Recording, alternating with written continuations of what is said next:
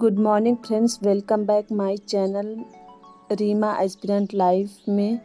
आज मेरा 21 day challenge का दूसरा दिन है। आज मैं सुबह नहीं उठी थी पढ़ने के लिए क्योंकि रात में लेट सोई थी। गर्मी के समय में 5 बजे ही उठना पड़ता है गाँव में। जहाँ उजाला हुआ वहाँ चैन से कोई सो ले तो घर वाले सोने ही नहीं देंगे। आप लोगों में से किन किन लोगों ने ये चैलेंज लिया था, तो आप मुझे कमेंट करके बताइएगा कि चैलेंज का 2 दिन कैसा बीता।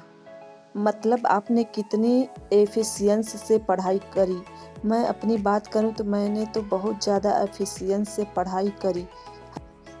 अगर आप मेरे साथ ये चैलेंज ले रहे हैं तो आप देखिएगा, जैसे जैसे आप कंटिन्यूटी मेंटेन करेंगे 6 से 7 दिनों में आप और ज़्यादा एफिशिएंट हो जाएंगे। और जब आप 21 दिन तक कंटिन्यू हर दिन पढ़ लेंगे तब देखिएगा आप एकदम से प्रो हो जाएंगे। मैं आपको सिर्फ एक बात कह रही हूँ कि आपको बहुत ज़्यादा पढ़ने की ज़रूरत नहीं है। आप केवल 6 घंटे पढ़ लीजिए और पूरे 21 दिनों तक इसको फॉलो कीजिए। आप देखिएगा कि 22वें दिन आपको 6 घंटे पढ़ना बहुत इजी लगेगा और आप अपने स्टडी आवर्स को आराम से इंक्रीज कर पाएंगे।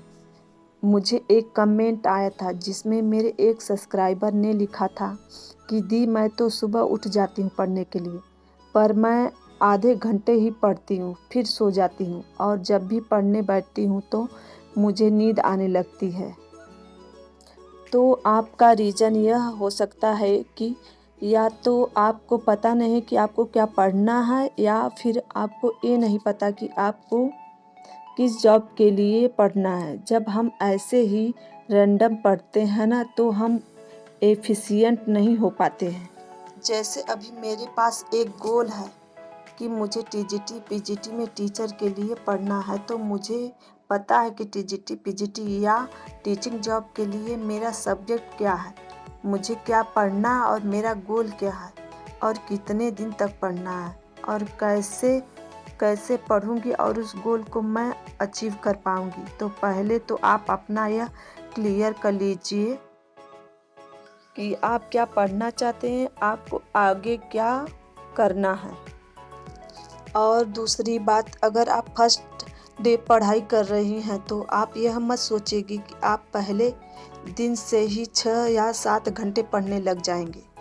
आप पहले 1 घंटे पढ़िए, एक दिन 1 घंटे पढ़िए, फिर धीरे धीरे आप एफिशिएंसी को बढ़ाइए। 1 घंटे आप 7 दिन डेली पढ़िए, फिर देखिएगा 8वें दिन आप 2 घंटे अपने आप पढ़ेंगे। और मैं तो आपको कहूँगी कि अभी ज़बरदस्ती बैठकर पढ़ाई कर लीजिए, क्योंकि अभी जो अपॉर्चुनिटी है अगले 5 सालों में ये अपॉर्चुनिटी कभी भी टीचिंग कैंडिडेट के लिए आएगी भी नहीं।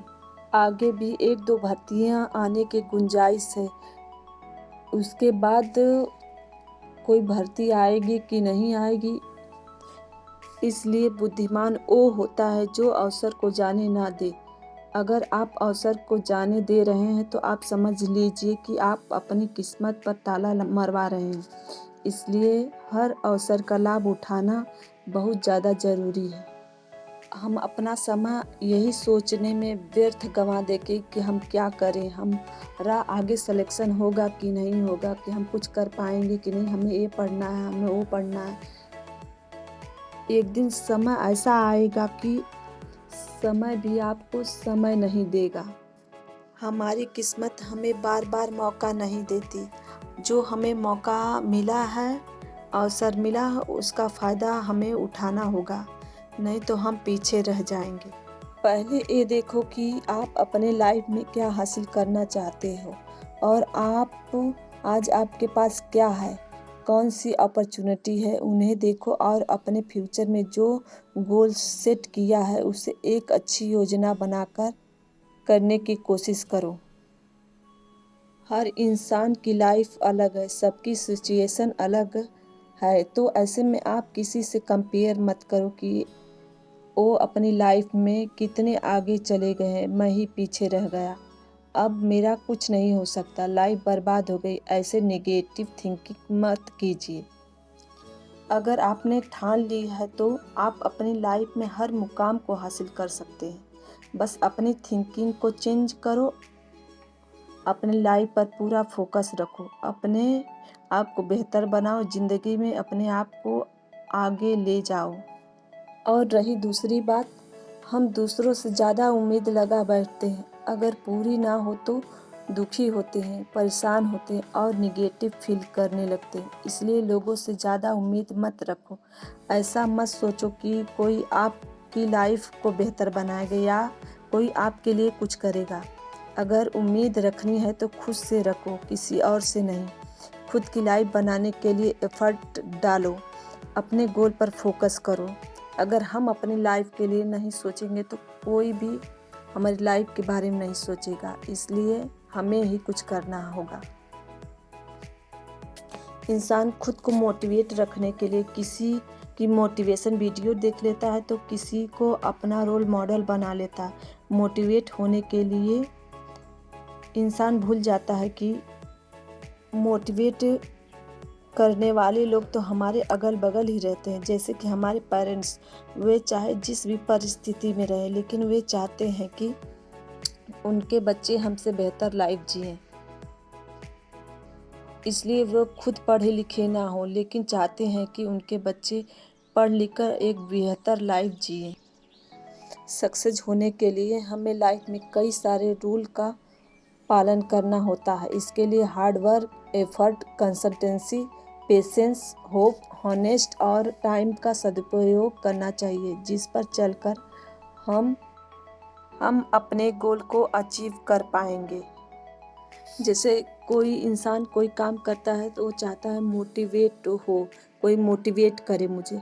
उसी तरह जैसे मैं वीडियो बनाती हूँ तो जब सब्सक्राइबर या कोई कमेंट करता है, लाइक करता है तो मुझे भी एक मोटिवेशन मिलता है, तो मैं वीडियो बनाती हूँ।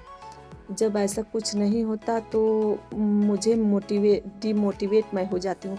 इस वजह से वीडियो बनाना ही बंद कर देती हूँ। वीडियो बनाना इतना आसान नहीं होता।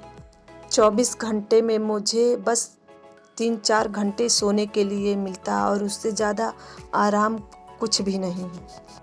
इसलिए मैं कहना चाहूँगी, अगर मेरी वीडियो में कोई भी कमी आए तो मुझे कमेंट करके ज़रूर बताएं और साथ ही साथ लाइक भी करें। और जो मेरे चैनल पर नए हैं वो मेरे चैनल को सब्सक्राइब कर लें।